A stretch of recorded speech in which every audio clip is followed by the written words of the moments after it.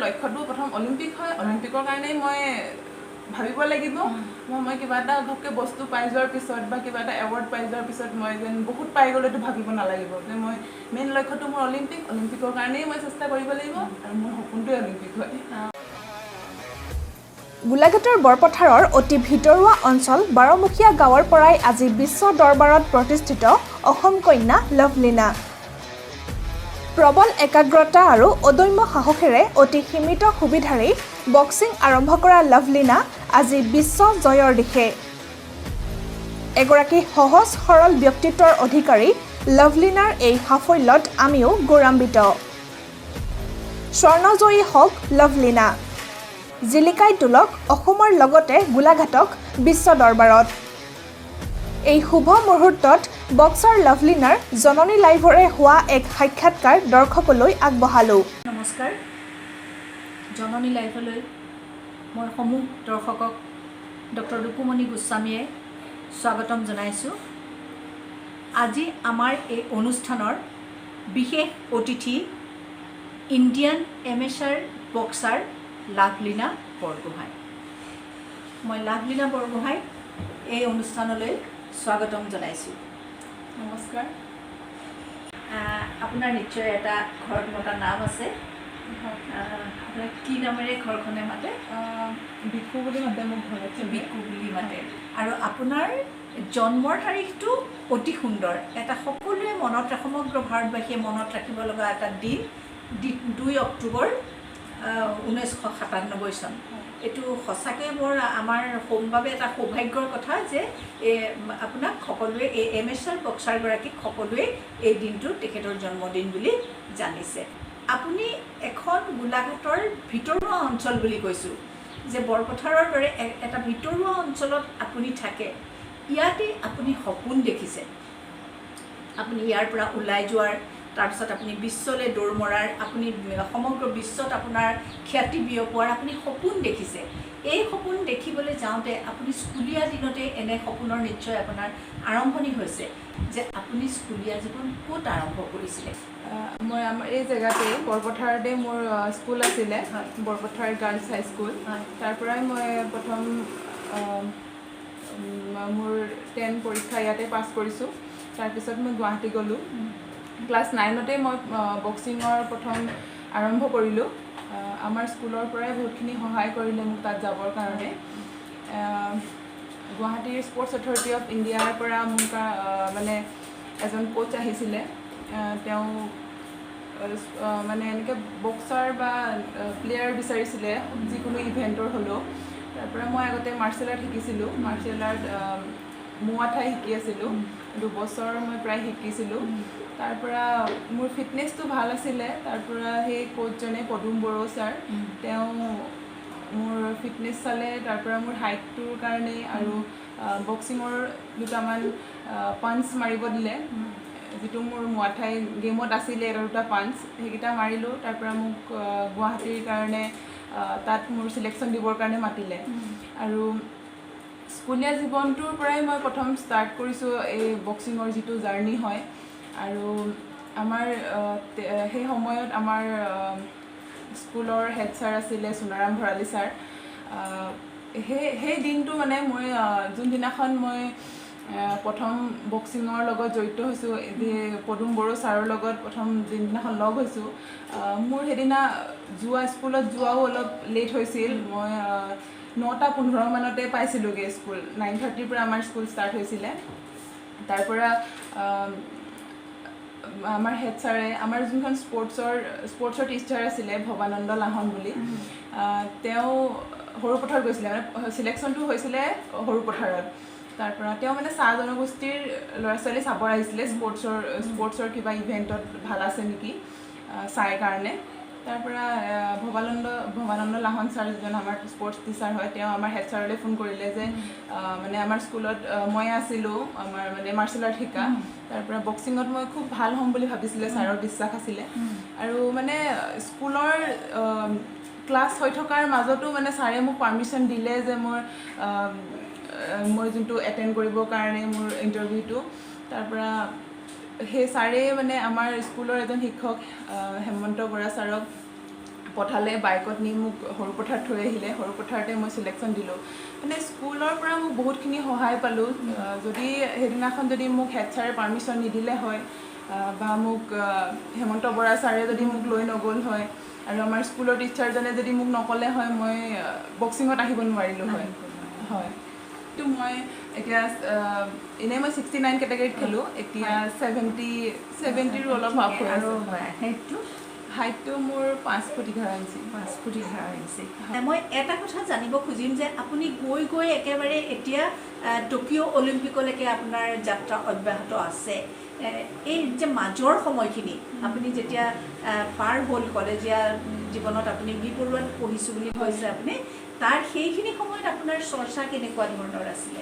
প্ৰথম ষ্টাৰ্টিঙৰ পৰা ক'বলৈ গ'লে সেইটোতো ষ্টাৰ্টিঙে আছিল মোৰ এই সময়ছোৱালৈকে এটা দীঘলীয়া সময়খিনি কৈ শেষ কৰিব নোৱাৰি ইমানেই কথা আছে তথাপিও প্ৰথম কলেজীয়া জীৱনত অলপ প্ৰব্লেম হ'ল মোৰ হায়াৰ ছেকেণ্ডেৰী মই বি বৰুৱাৰ পৰা কমপ্লিট কৰিছোঁ তেতিয়াও মানে মোৰ এক্সাম দিবৰ কাৰণে মই কলেজ এটেণ্ড কৰিব নোৱাৰিছিলোঁ কাৰণ মোৰ এনি টাইম মোৰ কেম্প থাকে আমাৰ ভোপালত কেম্প হৈছিলে ষ্টাফ জুনিয়ৰৰ পৰা মই বক্সিং ষ্টাৰ্ট কৰিছোঁ তেতিয়া মানে মই অকল এক্সামটো দিবৰ কাৰণেহে মই আহিছিলোঁ আৰু কলেজত এনে এপ্লিকেশ্যন দিয়া হৈছিলে ছাৰহঁতেও মোক এলাউ কৰিছিলে মই তেনেদৰে মোৰ হায়াৰ ছেকেণ্ডেৰীটো কমপ্লিট কৰিলোঁ কিন্তু গ্ৰেজুৱেশ্যনত অলপ প্ৰব্লেম হ'ল 4th চেমত মই এৰিব লগা হ'ল তাত কাৰণ গোটেই বছৰটোৱে মই দিল্লীত থাকিব লগা হয় একেবাৰে মানে এক্সামৰ কাৰণেও আহিব নোৱাৰোঁ আৰু কেতিয়াবা এনেকুৱা হয় যে গেমৰ কাৰণে ইণ্ডিয়াৰ বাহিৰত থাকিব লগা হয় কেতিয়াবা তাতে কেম্প হৈ যায় তাৰ কাৰণে মই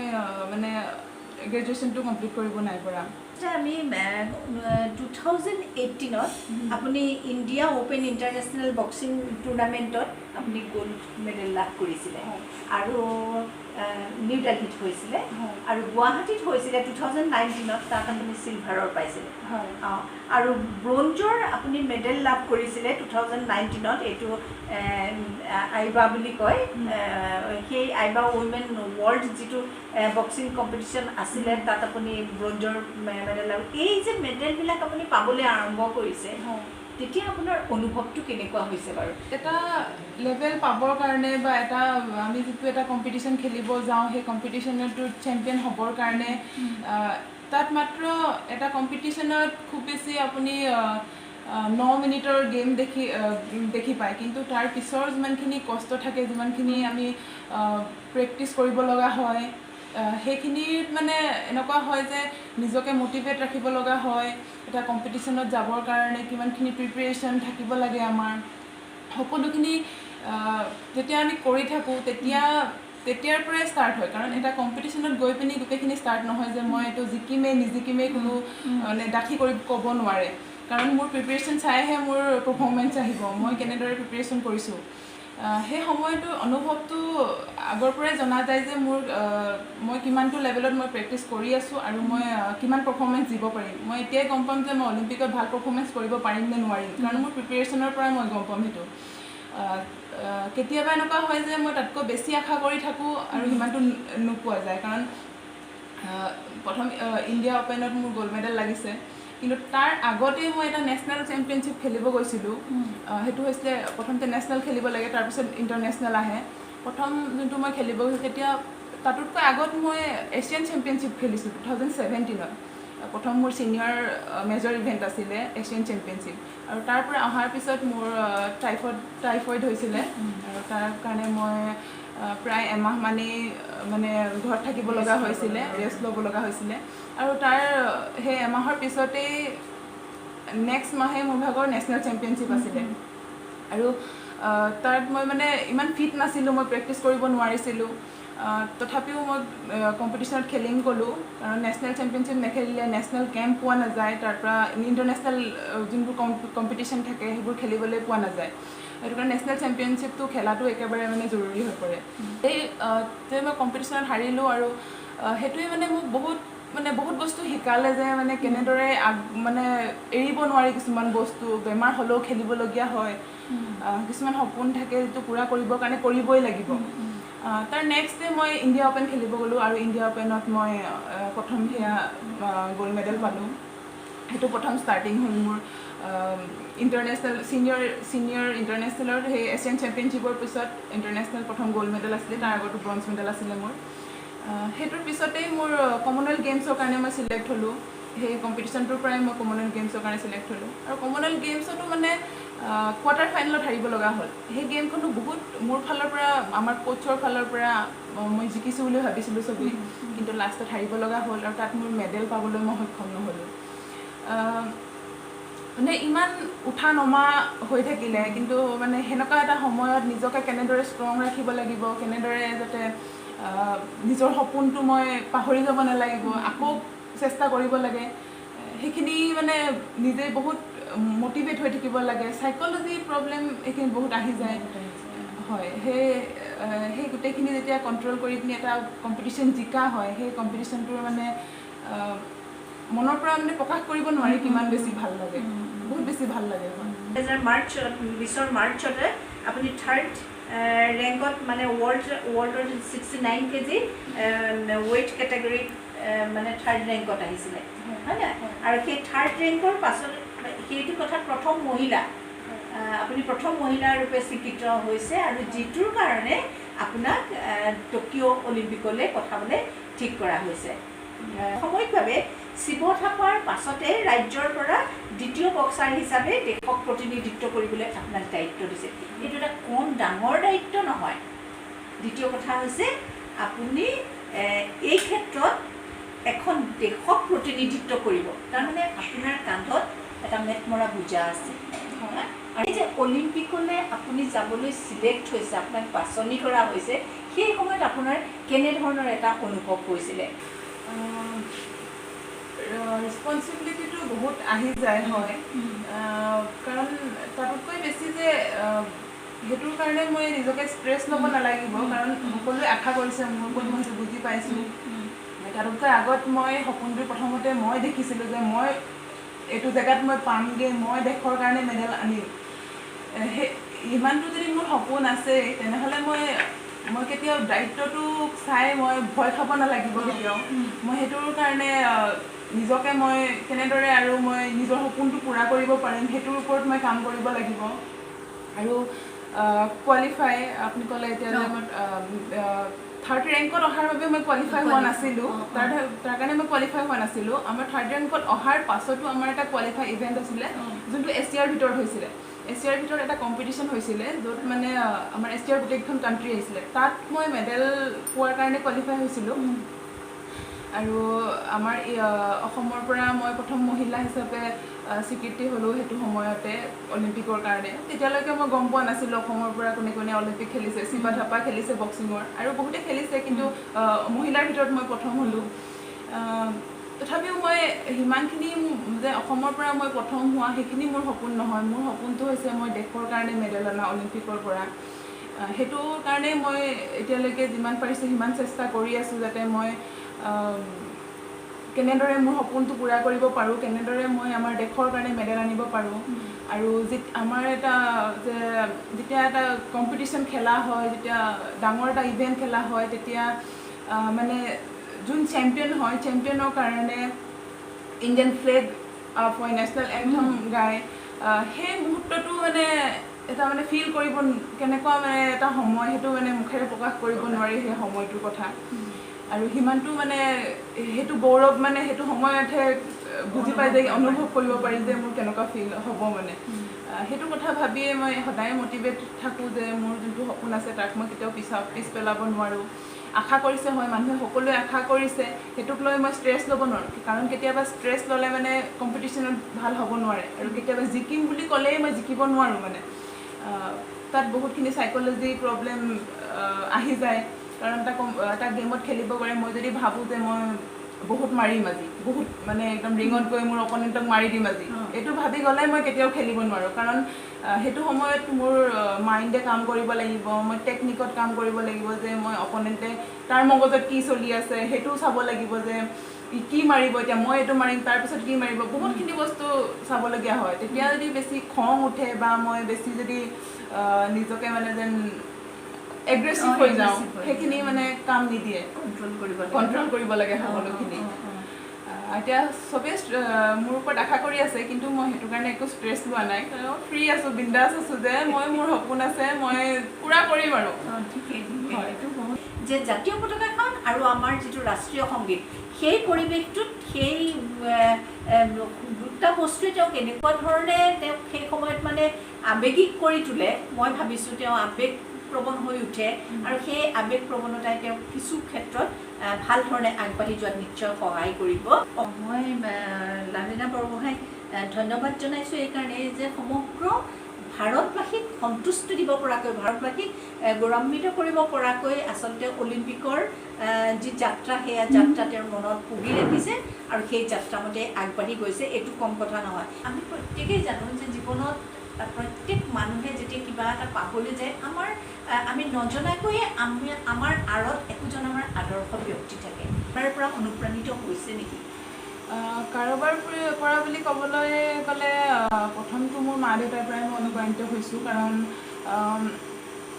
মই আমাৰ ঘৰৰ প্ৰথমৰ পৰাই ঘৰৰ অৱস্থা ইমান ভাল নাছিলে, কাৰণ মা দেউতাই ইমান কষ্ট কৰি আমাক ডাঙৰ দীঘল কৰিলে তেতিয়াৰ পৰাই। আৰু মেইন কথাটো আছিলে, আগতে ছোৱালী ল'ৰাৰ বহুত কথা আছিলে। আমাৰ ঘৰত 3গৰাকী ছোৱালী আছিলে, ল'ৰা নাছিলে।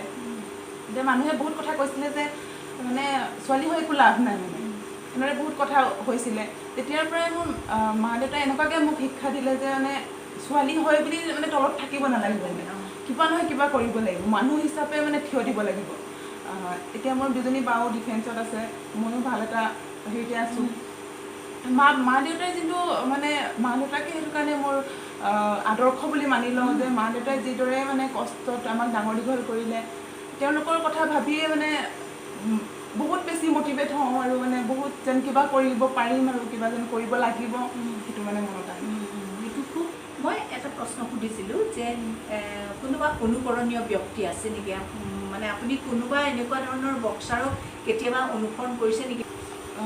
আমাৰ ভাল লগা ব্যক্তি বুলি ক'বলৈ গ'লে মেৰী কমটোতো আছে। মেৰী কম বক্সিঙৰ, আমাৰ ওমেন বক্সিঙৰ যোনটো মেৰী কমকে চবেই আইডল বুলি মানে, মেৰী কম দিদিটো আছেই। কিন্তু তাতকৈ ওপৰত মই মহম্মদ আলী আৰু মাইক টাইছনৰ মানে ফ'ল' কৰোঁ। তেওঁলোকৰ যিটো বক্সিং ষ্টাইল হয়, সেইটো দেখিবৰ কাৰণে মোৰ ভাল লাগে। আৰু যিটো মহম্মদ আলীৰ বক্সিং ষ্টাইল হয়, মই তেনেদৰে খেলিবৰ কাৰণে অলপ চেষ্টা কৰোঁ। ডিফেন্সিভ বক্সাৰ হয়, কেনেদৰে নিজক বচাব লাগিব, বচাই খেলে, সেই ষ্টাইলটো মোৰ ভাল লাগে। আৰু ওখ বক্সাৰ সদায় মানে এগ্ৰেছিভ খেলিব নালাগে, ডিফেন্স খেলিব লাগে, পলাই খেলিব লাগে, এনেকুৱাবোৰ মহম্মদ আলীক চাওঁ। আৰু মাইক টাইছনক তেওঁৰ যোনটো ষ্টাইল হয়, সেই ষ্টাইলটো মোৰ বহুত ভাল লাগে।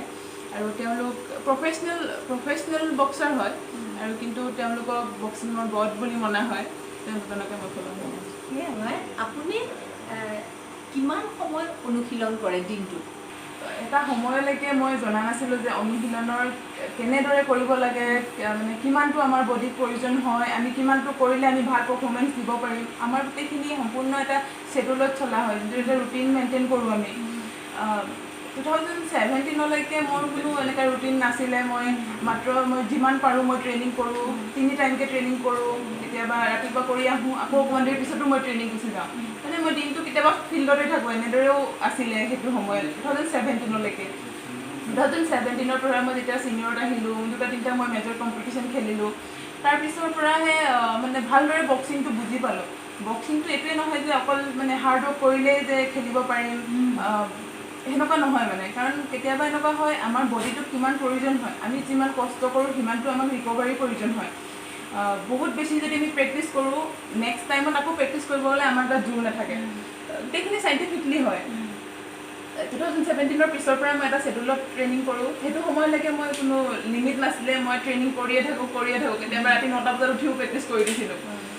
কিন্তু 2017ৰ পৰা মই এটা ৰুটিন মেইনটেইন কৰোঁ। ৰাতিপুৱা ট্ৰেইনিং কৰোঁ, ইভিনিং ট্ৰেইনিং কৰোঁ। কাৰণ যদি আমি আধা ঘণ্টাও ট্ৰেইনিং কৰোঁ, সেই ট্ৰেইনিংটো যদি একদম পূৰা মন দি পূৰা প্ৰপাৰ ট্ৰেইনিং কৰোঁ, সেই আধা ঘণ্টাটোৱে বহুত বেছি আমাক বেনিফিট দিব। তাতকৈ আমি যদি গোটেই দিনটো ট্ৰেইনিং কৰি থাকোঁ, তাৰ একো মানে লাভ নহয়। এতিয়া মই মাত্ৰ ৰাতিপুৱা 2 ঘণ্টা প্ৰেক্টিছ কৰোঁ আৰু গধূলি 2 ঘণ্টা প্ৰেক্টিছ কৰোঁ। আৰু বাকী দিনটো এটা 2 ঘণ্টা শুওঁ, আৰু বাকী ডায়েটৰ যোনটো মোৰ খোৱাৰ সেইটো মই নিজে শ্বেডুল আছে, সেইটো মই মেইনটেইন কৰোঁ। শাৰীৰিক পৰিশ্ৰমটোৰ লগত আচলতে আপুনি কিমান ডিভ'শ্যনটো কিমান দিব পাৰিছে, তাত আপুনি কিমান বেছি আপোনাৰ স্পৃহাটো আৰু আপোনাৰ একাগ্ৰতাটো কিমান তাৰ লগত জড়িত হৈ আছে, এই কথাটোত আপুনি বেছিকৈ গুৰুত্ব দিছে। এইটো আটাইতকৈ ভাল লগা কথা যে হয় আপুনি ঠিকেই কৈছে, যিমান পৰিশ্ৰম কৰিব আপুনি বা যিমান আপুনি অনুশীলন কৰিব, যদি তাত আপোনাৰ কেতিয়াবা মন দিব নোৱাৰে বা তাত আপুনি তাত যদি চাইক'লজিকেলি ইনভল্ভ হ'ব নোৱাৰে, তেতিয়াহ'লে আপোনাৰ তেনেধৰণৰ কৰি লাভ নাই। এই কথাখিনি আমি ভালকৈ গম পালোঁ। আৰু আপোনাৰ যিটো অধ্যয়ন পিপাসু মন, এই গোটেই বক্সিং গোটেই প্ৰক্ৰিয়াটোত, সেই মনটো আচলতে আজি আমি আপোনাৰ লগত পতা কথাখিনিৰ পৰা আমি বৰ প্ৰকট হৈ পৰিলে আমি বৰ ভালকৈ গম পালোঁ। আচলতে আপুনি আমাৰ গৌৰৱ, এই কথাষাৰ মই আৰম্ভণিতেও কৈছোঁ, এতিয়াও কওঁ, আপুনি আমাৰ গৌৰৱ। আৰু আপোনাৰ লগত কথা পাতি আপোনাৰ পৰা এইখিনি কথা আমি জানি আমি যথেষ্ট উপকৃত হৈছোঁ। বিশেষকৈ আমি জননী লাইভৰ শ্ৰোতাসকল উপকৃত হ'ব বুলি ভাবিছোঁ। আৰু সকলোৱে আপোনাক আচলতে ওচৰৰ পৰা চাবলৈ মন কৰে আৰু ওচৰৰ পৰা আপোনাক পাবলৈও মন কৰে। কিন্তু আমাৰ সৌভাগ্য, আমি আজি আপোনাক এনেধৰণে আহি কথোপকথন আপোনাৰ লগত কৰিব পাৰিলোঁ। আৰু আপোনাক আমি উজ্জ্বল ভৱিষ্যত কামনা কৰিছোঁ। আপুনি সমগ্ৰ বিশ্বতে আপোনাৰ নাম বিয়পি পৰক, আপুনি অলিম্পিকত জয়লাভ কৰি আহক, ভাৰতবৰ্ষক সন্তুষ্টি দিয়ক, অসমক সন্তুষ্টি দিয়ক, আপুনি গোলাঘাটৰ এপাহ গোলাপ ফুল হৈ উভতি আহক। আমি তাকেই কামনা কৰিছোঁ আৰু আপোনাৰ এই জয়যাত্ৰা অব্যাহত থাকক। জননী লাইভৰ সমূহ শ্ৰোতাক মই কৃতজ্ঞতা আৰু ধন্যবাদ জ্ঞাপন কৰিছোঁ। আৰু লগতে লাভলীনা বৰগোহাঁইৰ উজ্জ্বল ভৱিষ্যত কামনা কৰি এই অনুষ্ঠানৰ পৰা বিদায় লৈছোঁ।